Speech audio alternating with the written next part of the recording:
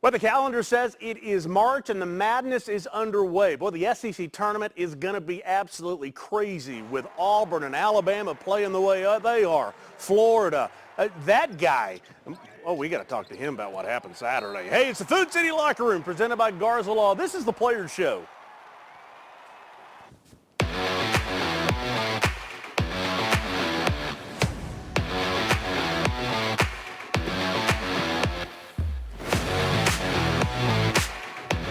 March Madness is upon us, and I don't know that there's an SEC tournament that has been more anticipated than this one. Mark Packer, along with former professional bowling all-star Mark Roth here in the middle, and Jason Swain down there on the end. By the way, it's T. Jones Live. The SEC tournament, I mean, this thing could be wide open. It's going to be a juggernaut. I mean, every game going to be competitive, Jason.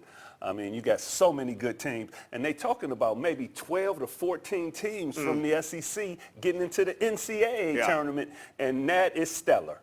Look at the bracket. Of course, you're going to have to run up to the TV, and then you're going to put your binocular or your glasses on, look real close. Here's the bottom line. Because Alabama beat Auburn, that puts Tennessee as the 4 seed. They're playing on Friday. They win that game. Then they would play. And you just zoomed in, and then we changed it on you. Tennessee would play Auburn on Saturday. But, Jason, as we know, take care of Friday. I'm sorry, guys.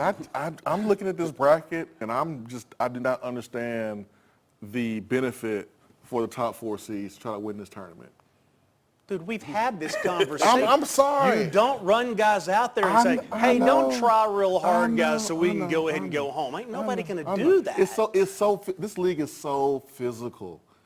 It's so physical. Who is going to allow their team to go out there and be as physical as we've seen all season long, knowing what happened with Auburn last season? So you're telling me right now, down there wearing the hoodie, you're telling me right now, you would prefer to win Friday and then lose on Saturday, go ahead and come on home and rest. I don't want to say the L word. I'm just saying there's going to be a team that is not going to put their best foot forward.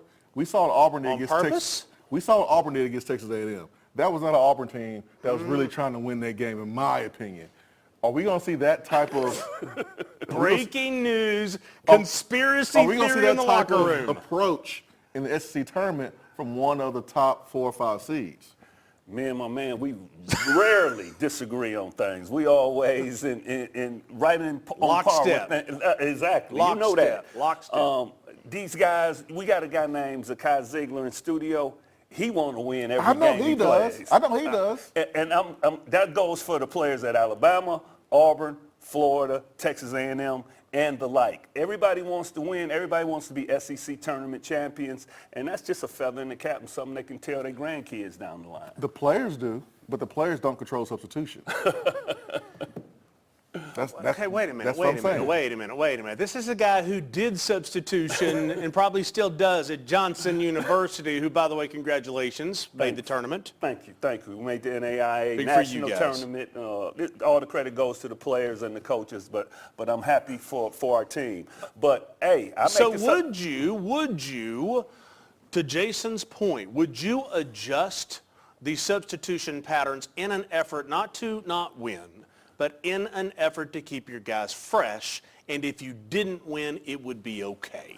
I would have to know, and I would know the dynamics of our team. Is anybody banged up? Is that a right way to say it? Yes.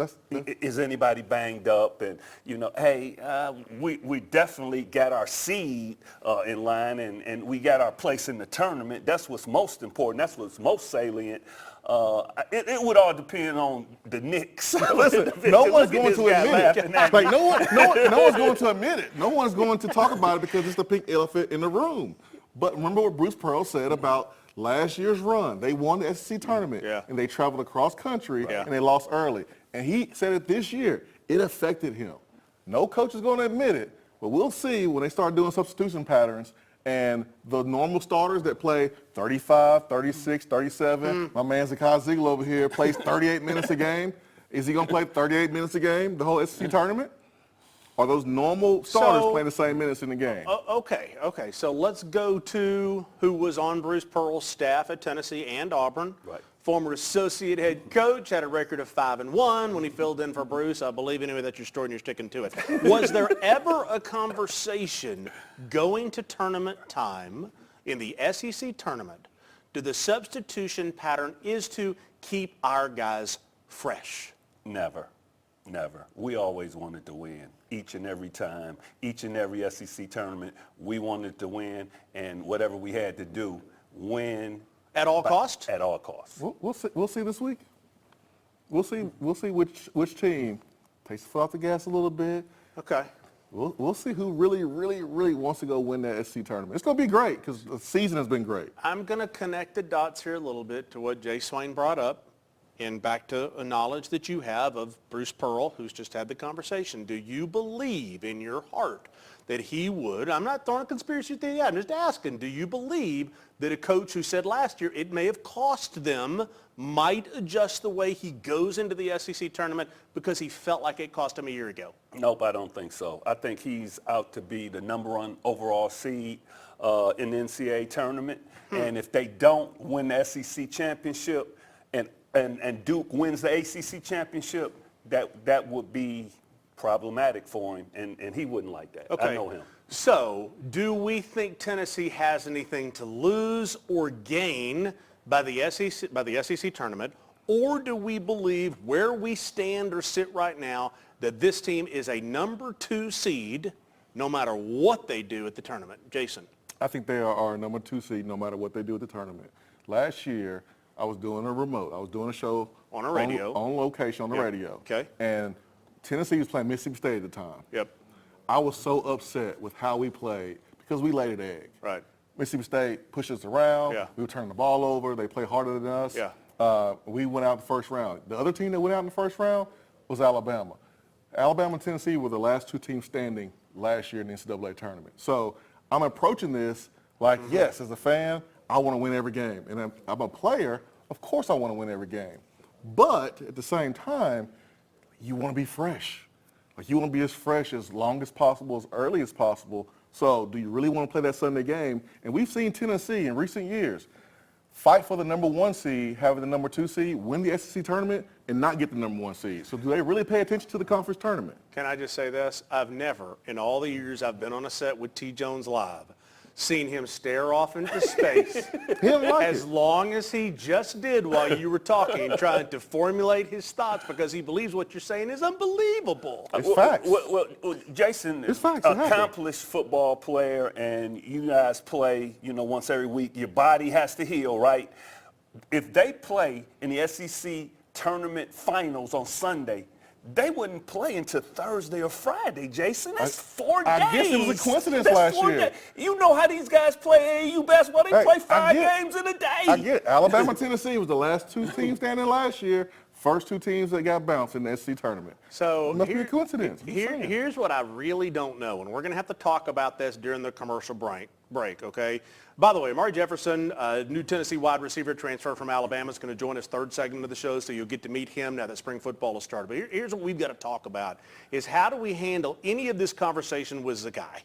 Because I don't know how to have this conversation. It's and simple. he's over there. What's he doing? He's avoiding. He won't look at me. He's avoiding me. He needs to go win. That's his job. Play hard and go win. He's laughing. We're going to have to figure out how to talk about this and see how we can get him to score more than 1 point in the game when we come back. Goodness gracious, Zakai. Zakai Zeigler's appearance on The Locker Room is brought to you by Lakewood Capital Group.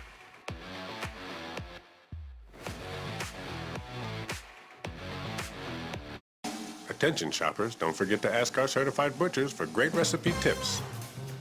This is an authentic butcher shop, where meat is hand-cut in-store, beef is ground fresh daily, and expert advice from a certified butcher is always free of charge. Free advice? That's what I call value. The quality I crave, the value I count on. Nobody does food like Food City.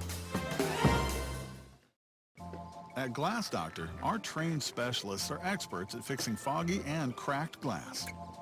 Looks great. You're all set. What we can't fix is your view. Call the glass doctor, will fix your pains. Oh, yeah. I was coming home and a lady hit me head on. It totaled my car. It fractured my right heel and it bruised me up really badly. The Garza Law firm, they were very compassionate, but yet they were very detailed. They didn't let me down. They never stopped fighting. It helped me regain confidence in law firms. I would definitely recommend the Garza Law firm. The Garza Law firm. Let us help.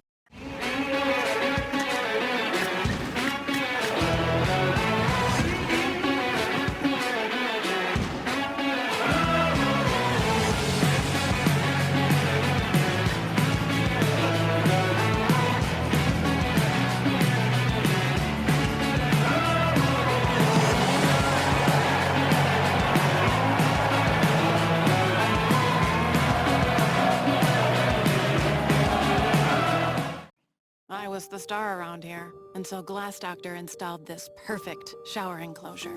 Now they look at me like, well, there you go. Call the glass doctor, will fix your pains. Oh, yeah. The Locker Room is brought to you by Food City, NPG Brain and Concussion, Knoxville Smiles, Glass Doctor, and Garza Law. So we had our conversation with Zakai during the commercial break about how to handle this segment, and we accomplished absolutely nothing.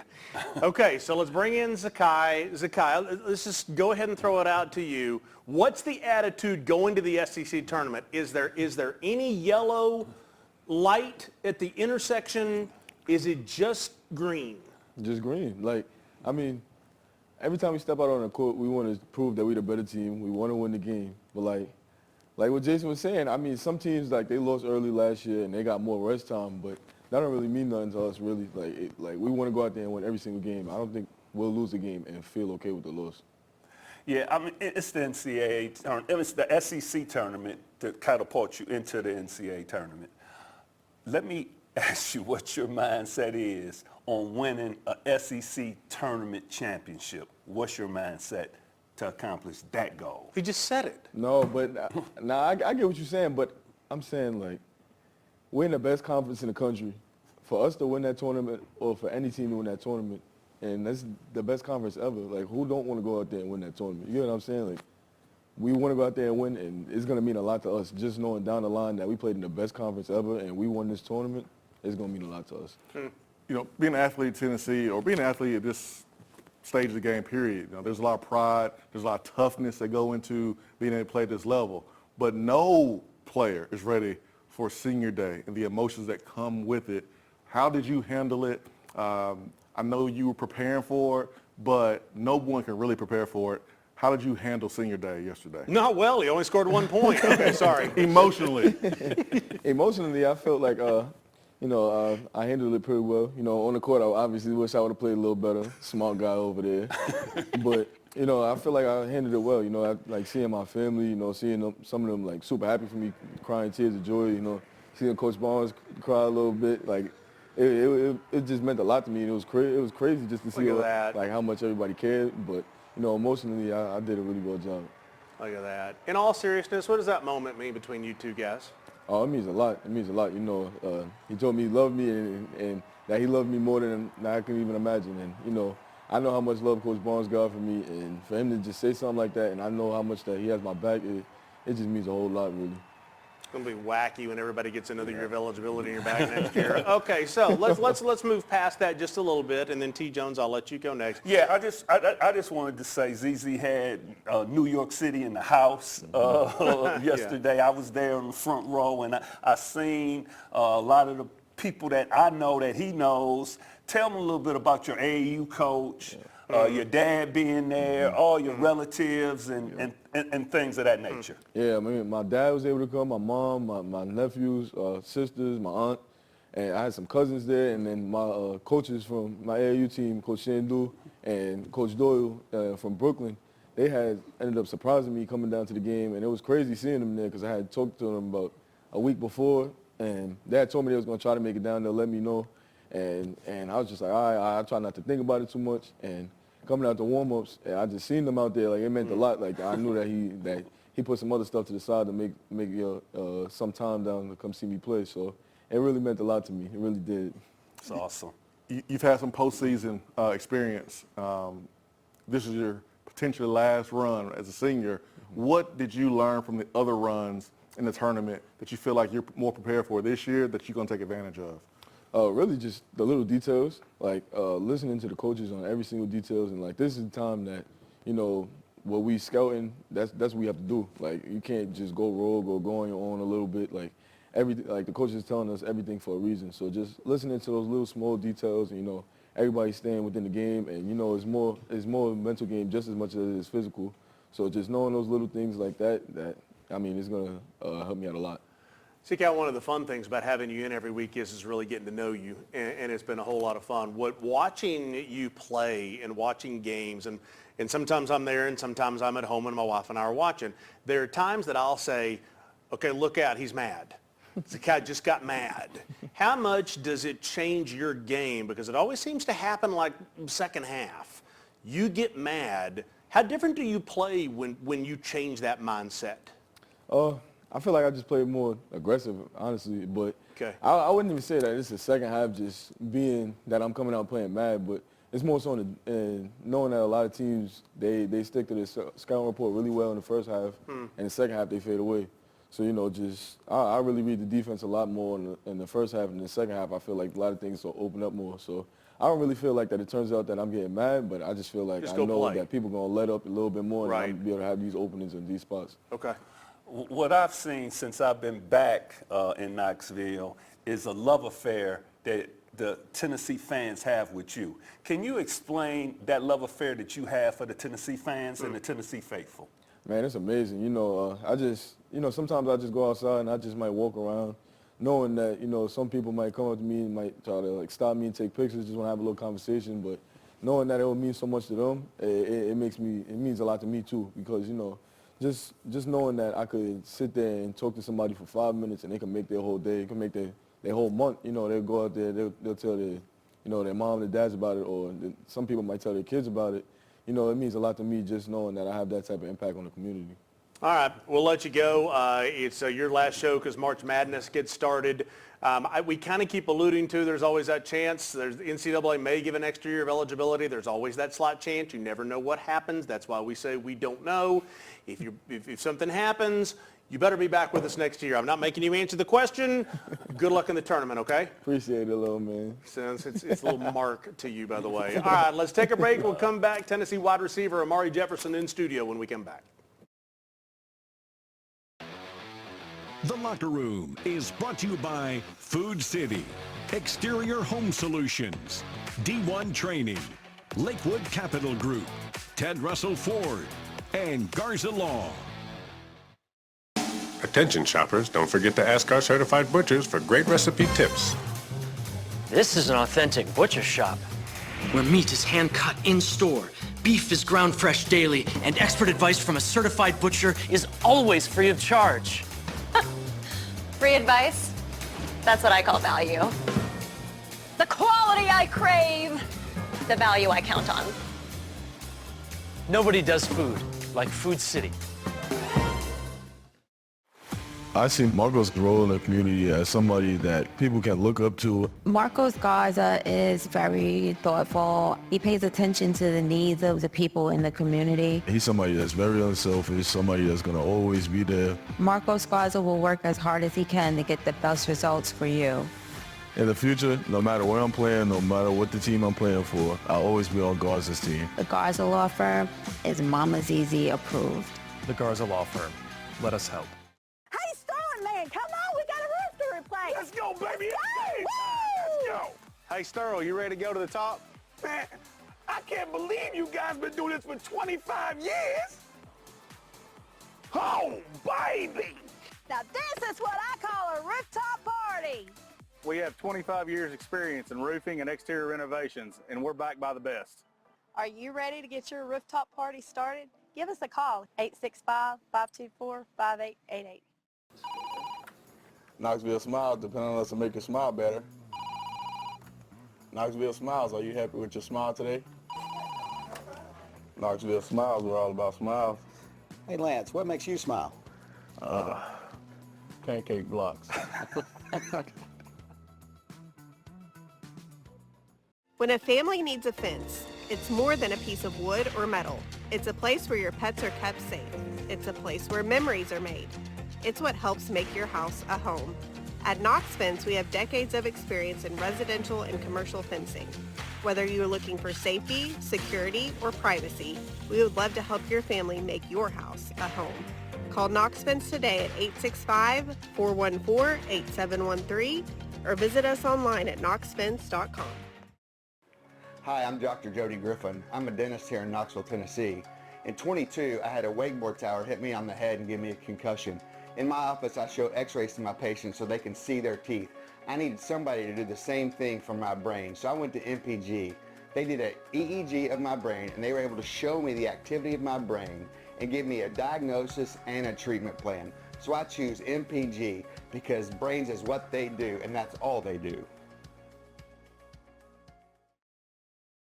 Time now for the Food City Player's Perspective. A look inside the locker room with the Vols. Hey, Pac-Man, well, unbelievable to have that kid, Zakai Zeigler, every week, man.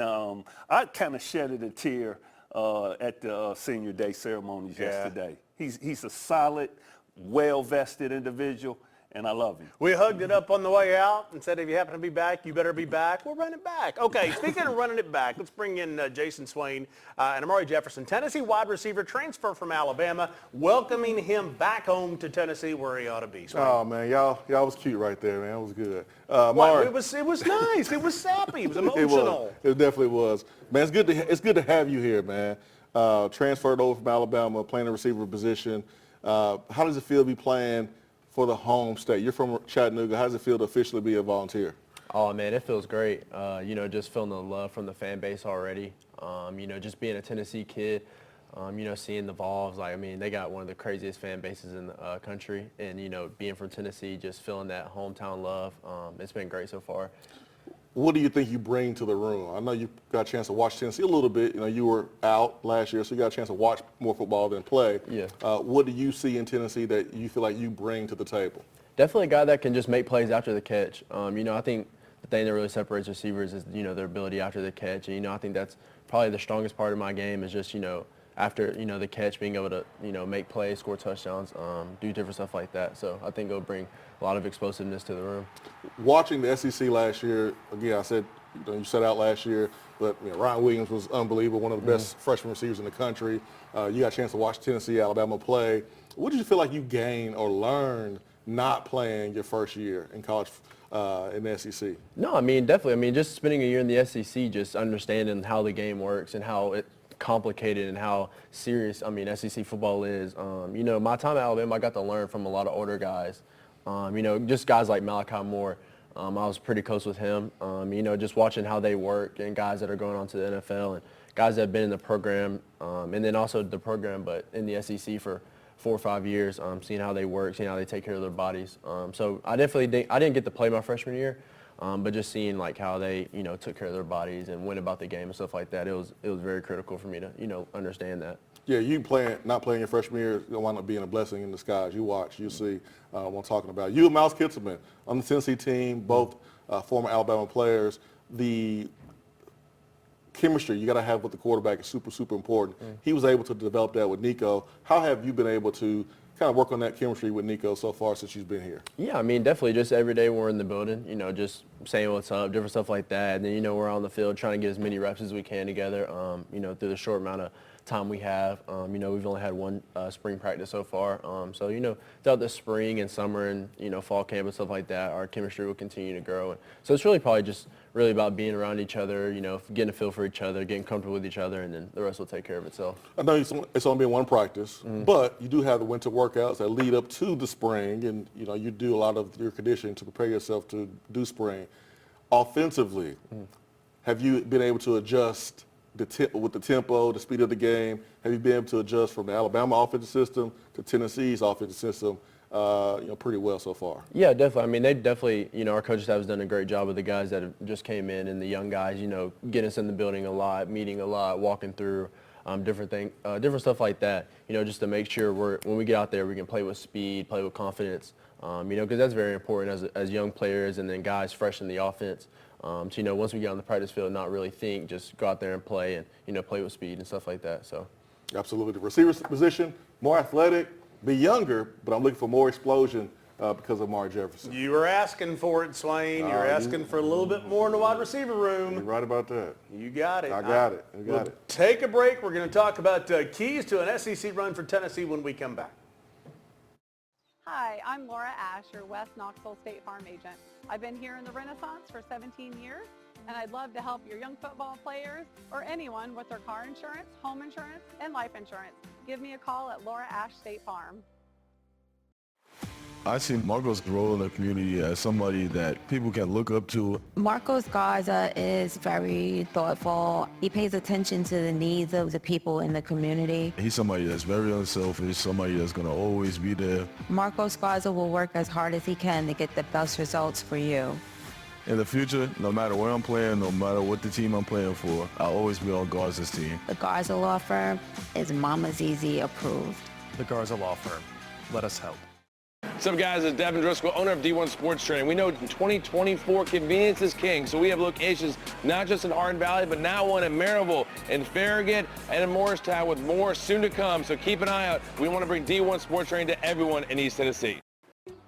Hey, Tim Hoskins here from Covenant Sports Medicine. I'm the corporate manager of sports medicine, and I want to speak a little bit to our community partners and relationships that we have. We partner with FC Alliance Soccer, LeConte Center in Pigeon Forge, Johnson University, numerous high schools in and around the area, AAU basketball, Morristown Landing, travel hockey, volleyball, lacrosse, you name it, we're probably involved. What a lot of people don't know about Covenant Health is we're a nonprofit, community-based healthcare delivery system. We provide services in your community. If you ever need help with some event medicine or sporting event, scan the QR code at the bottom. Covenant Health, our mission is to improve lives through better health. Community banking is about location and much more. It's about family. We reside in your community. We are a part of your community. At Commercial Bank, our commitment extends beyond the walls of our branches. It's displayed each day in the opportunities we provide, the money we give back, and the time we commit, all to help improve the lives of the people, families, and businesses that make our communities great. Commercial Bank, life made better. Keys to Victory is brought to you by Garza Law. Yeah, and those keys to victory at the SEC tournament. T. Jones Live, what do you got? Points in the paint. We had 42 points in the paint against South Carolina, opposed to 20 against Ole Miss. Second chance points. Got to get second opportunities out of offensive rebounds, and then we got to limit our turnovers. We got to take care of the basketball, Jason. For me, I think it's important to have an active rotation.